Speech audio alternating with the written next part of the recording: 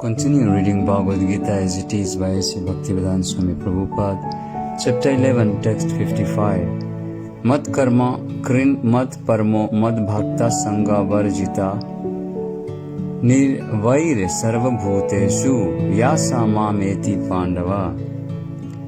My dear Arjuna, he who engages in my pure devotional service free from the contaminations of fruitive activities and mental speculation, he who works for me, who makes me the supreme goal of his life, and who is friendly to every living being, he certainly comes to me. Anyone who wants to approach the supreme of all the personalities of Godhead on the Krishna Loka planet in the spiritual sky and be intimately connected with the supreme personality, Krishna, must take this formula as is stated by the Supreme Himself. Therefore, this verse is considered to be the essence of Bhagavad Gita. The Bhagavad Gita is a book directed to the conditioned souls who are engaged in the material world with the purpose of lording it over nature and who do not know of the real spiritual life. Bhagavad Gita is meant to show how one can understand his spiritual existence and his eternal relationship with the Supreme Spiritual Personality, and to teach one how to go back home, back to Godhead. Now here is the verse which clearly explains the process by which one can attain success in his spiritual activity, devotional service. As far as work is concerned, one should transfer his energy entirely to Krishna consciousness activities. As stated in the Bhakti Rasamrita Sindhu 12255, Anasaktasya visayan yatharaham upayunjataha nirbandha Krishna sambandhe yuktam vairagyam uchate. No work should be done by any man except in relationship to Krishna. This is called Krishna karma. One may be engaged in various activities, but one should not be attached to the result of his work. The result should be done only for him. For example, one may be engaged in business, but to transform that activity into Krishna consciousness, one has to do business for Krishna. If Krishna is the proprietor of the business, then Krishna should enjoy the profit of the business. If a businessman is in possession of thousands and thousands of dollars, and if he has to offer all this to Krishna, he can do it. This is work for Krishna. Instead of constructing a big building for his sense gratification, he can construct a nice temple for Krishna, and he can install the deity of Krishna and arrange for the deity's service as is outlined in the authorized books of devotional service. This is all Krishna karma. One should not be attached to the result of his work, but the result should be offered to Krishna, and one should accept as prasadam the remnants of offerings to Krishna. If one constructs a very big building for Krishna and installs the deity of Krishna, one is not prohibited from living there. But it is understood that the proprietor of the building is Krishna. That is called Krishna consciousness. If, however, one is not able to construct a temple for Krishna, one can engage himself in cleansing the temple of Krishna. That is also Krishna karma. One can cultivate a garden. Anyone who has land in India, at least any poor man has a certain amount of land, can utilize that for Krishna by growing flowers to offer him. One can sow tulsi plants because tulsi leaves are very important, and Krishna has recommended in the Bhagavad Gita, Patram Puspam Phalam Toyam. Krishna desires that one offer him either a leaf, a flower, fruit, or little water, and by such offering he is satisfied.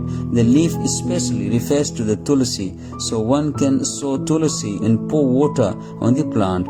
Thus, even the poorest man can engage in the service of Krishna. These are some of the examples of how one can engage in working for Krishna. The word Matpara refers to one who considers the association of Krishna in his supreme abode to be the highest perfection of life. Such a person does not wish to be elevated to the higher planets, such as the moon or sun or heavenly planets, or even the highest planet of this universe, Brahmaloka. He has no attraction for that. He is only attracted by being transferred to the spiritual sky.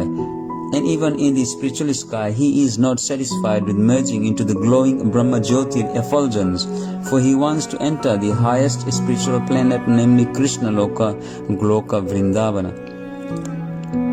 He has full knowledge of that planet and therefore he is not interested in any other.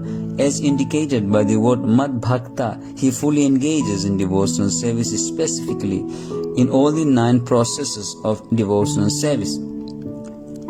Hearing, chanting, remembering, worshipping, serving the lotus feet of the Lord, offering prayers, carrying out the orders of the Lord, making friends with Him, and surrendering everything to Him. One can engage in all 9 devotional processes, or 8 or 7, or at least 1, and that will surely make one perfect. In term, Sangha Varjita is very significant. One should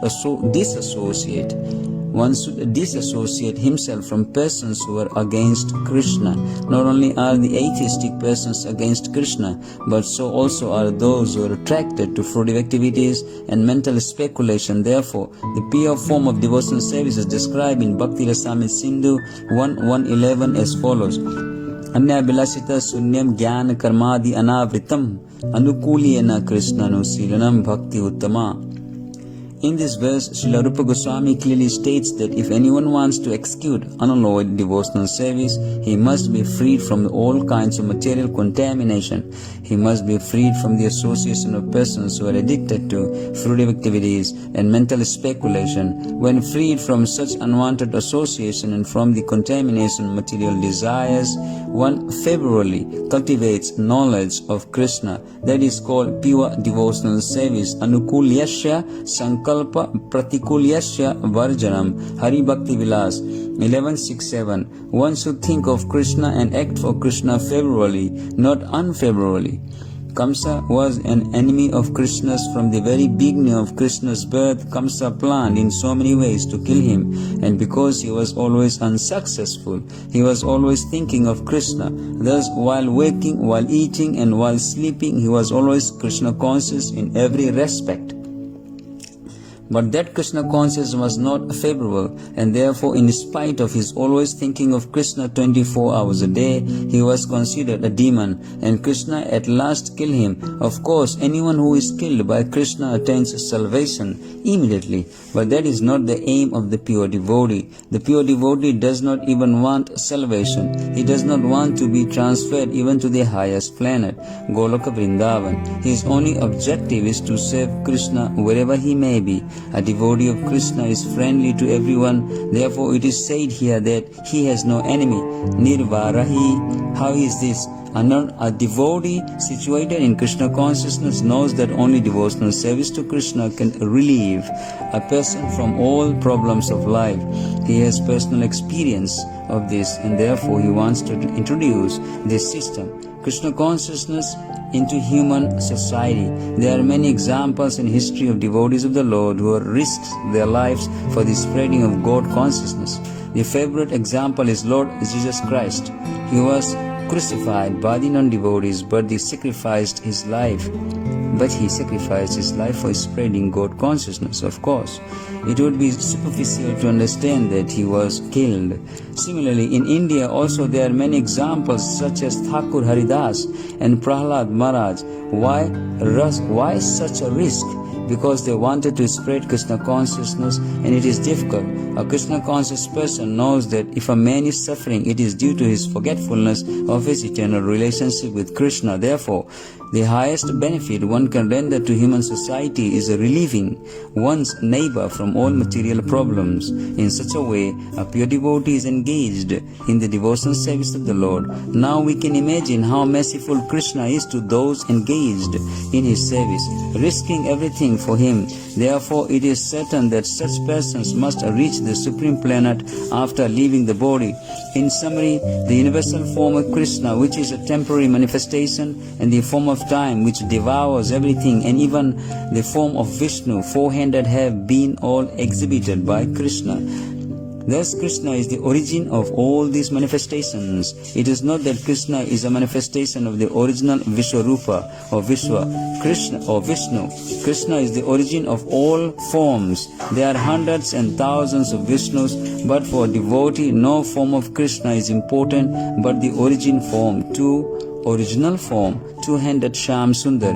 In the Brahma Samhita, it is stated that those who are attached to the Shyam Sundar form of Krishna in love and devotion can see him always within the heart and cannot see anything else. One should understand, therefore, that the purport of this 11th chapter is that the form of Krishna is essential and supreme. Thus end the Bhaktivedanta purports of the 11th chapter of the Srimad Bhagavad Gita in the matter of the universal form.